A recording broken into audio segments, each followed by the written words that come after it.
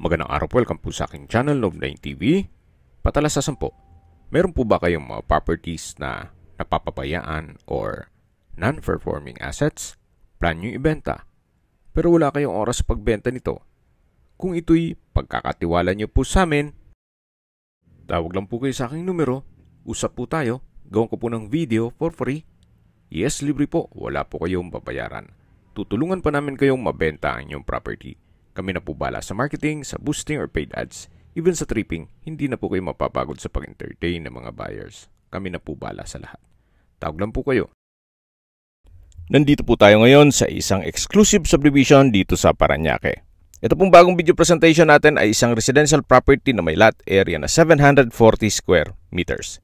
Itong bahay ay may usable floor area na 240 square meters more or less.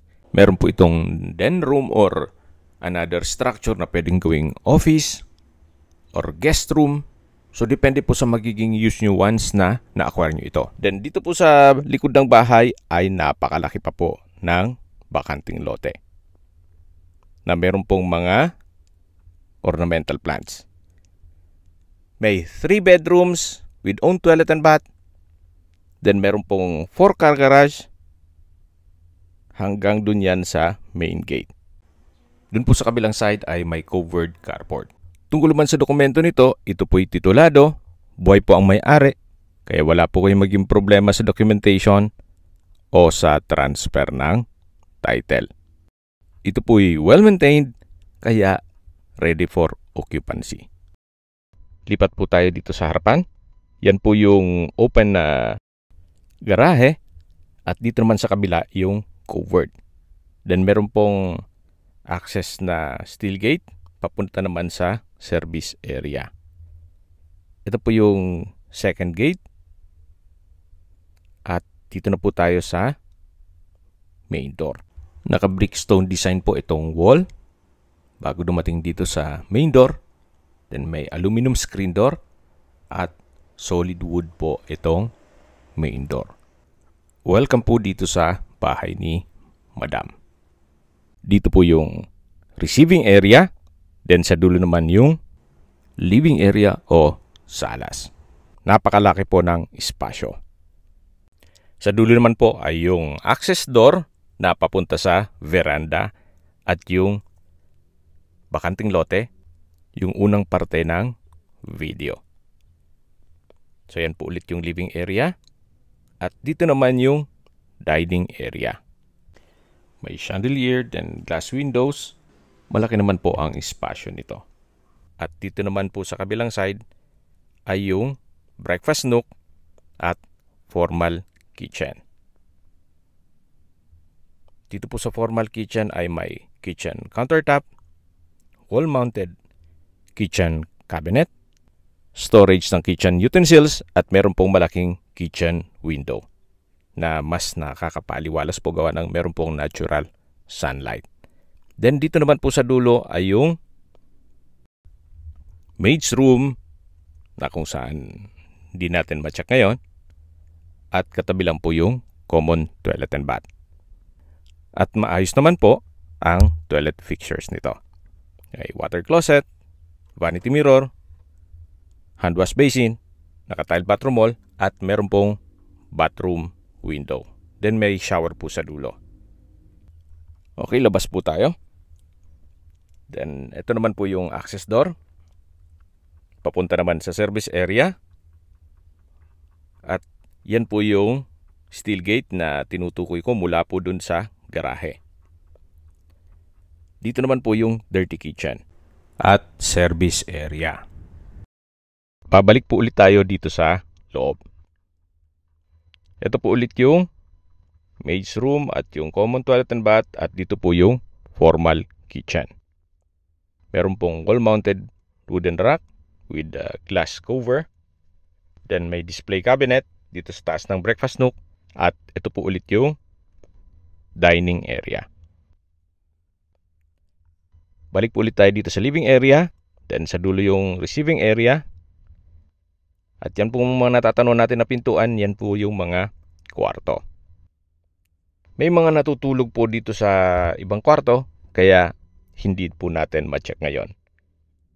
siguro upon tripping, pwede tayong pumasok na dyan. Ito po munang katabing kwarto ang ma-check natin. Malaki din po ang espasyo. May dalawang window glass. May split type aircon. Wood parquet ang flooring. From floor to ceiling po itong wardrobe. Then meron din po itong toilet and bath. Ito pong toilet and bath ay parang sharing po siya. Kaya mapapansin nyo, meron pong mga pintuan. Yan po yung pintuan para sa receiving area. Then dyan din po yung hand wash basin, vanity mirror. At dito naman po yung sa kabilang kwarto. Yan po yung water closet, naka-tiled bathroom wall. At may hot shower set. Then bathroom window with security grill. So sharing po ang banyo dito. So labas na po tayo para check natin yung ibang parte nitong bahay. Yan po ulit yung receiving area. Then yan po yung access door papunta sa banyo. Sa dulo naman yung living area. At ito po ay may natutulog. So another room po yan. Upon tripping po, mache-check natin yan. Then dito po sa dulo ay yung last bedroom. Na kung saan mas malaki po itong kwarto na to. May split type aircon, wood parquet ang flooring, customize ang window glass, may ceiling fan, then chandelier, at from floor to ceiling po ang wardrobe. Marami po kayong gamit na mailalagay dito. Then dito naman po yung toilet and bath. May hand wash basin, water closet, may bathroom window. At dito naman po yung shower area. May shower curtain. Then hot shower set. So kumpleto rin po dito. At wala po kayong ipapagawa. Lipat na po tayo dito sa labas. Sa mismong kwarto. At tunghayan niyo po ulit bago tayo lumabas. So maaliwalas din po itong bahay na to. Then paglabas po natin ay yung living area. At ito na po yung veranda. May aluminum screen door. May garden set. At sa dulo po matataw na natin yung vacant lot. Na kung saan napakaaliwalas po. Napakalawak po ng garden. Kahit po nasa siyudad kayo nakatira, meron pa rin pong space na kung saan very relaxing po itong area. At habang pinagmamasdan nyo po at nag-iikot po tayo dito sa kapaligiran, pag-usapan na natin ang distance, location at travel time.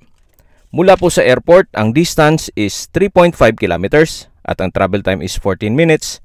Mula naman po sa Mall of Asia, ang distance is 9.9 kilometers at ang travel time is 33 minutes.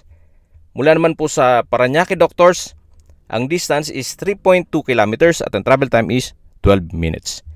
Yan po yung like kong binabanggit sa aking video na dapat nyo i-consider sa paghanap ng property, yung meron pong malapit na hospital. Hindi ko naman po sinasabing sakitin kayo, yan naman po for emergency purpose lang naman. At mula naman po sa Makati, ang distance is 16 kilometers at ang travel time is 32 minutes. Mula naman po sa VGC, ang distance is 14 kilometers at ang travel time is 31 minutes. Okay, sa presyo na po tayo. Binebenta po ito ni owner sa halagang 49 million pesos net. Ibig pong sabihin, si buyer na po ang sasagot sa lahat ng taxes at expenses with regard to documentation.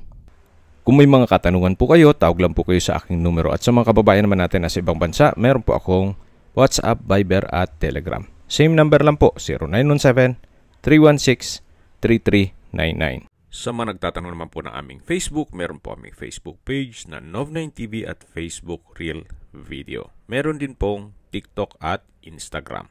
May ibang YouTube channel po kami, The Nov9TV channel. Nov9 TV listings,